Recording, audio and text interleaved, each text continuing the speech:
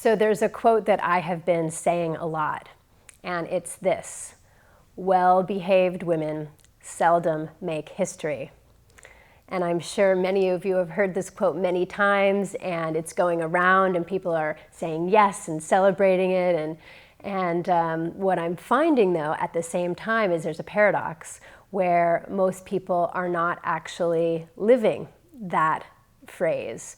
Most of us are actually behaving most of the time, even though we don't want to behave, even though we know that it's an important moment historically for us to stand up and speak up, and we don't as often as we would want to. And so why is that?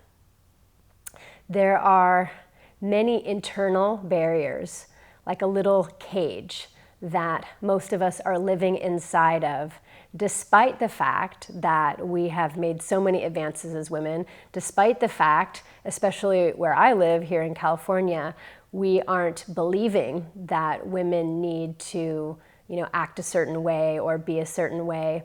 And yet there are these patterns that are ingrained in our being from the way we've been raised, from the women around us and the role models that we've had. And many of us are imposing in a very invisible way, in ways we don't even have conscious awareness, these limitations, these beliefs about who we need to be approved of. Women are very social creatures, and so we want to fit in with what are the norms in the groups we're part of and the society we're part of. We care what people think of us. We don't want to be rejected or outcast, and so there are ways that though we know we can say something when there's something going around in a room and there's a pink elephant, we know someone needs to say something. We have that fire in our belly, and yet we don't do it. So we don't be the one often to speak up or say something. And so what do we do about it? This is again where I love working with archetypes, and the archetype of the creator-destroyer, especially in her destructive element.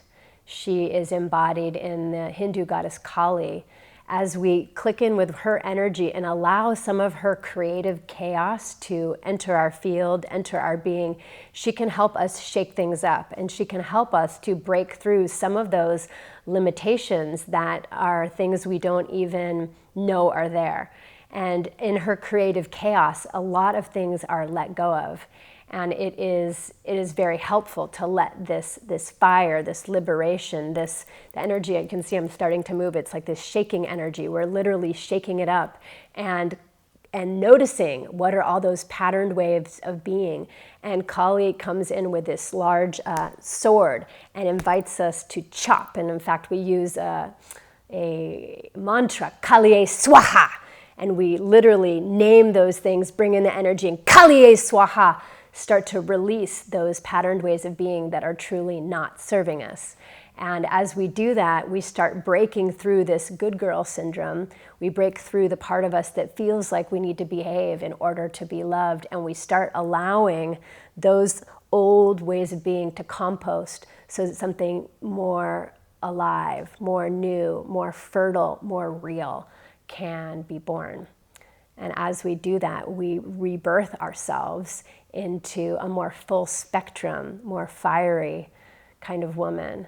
And it's the kind of woman that the world is actually really hungry for, and we're each hungry for right now.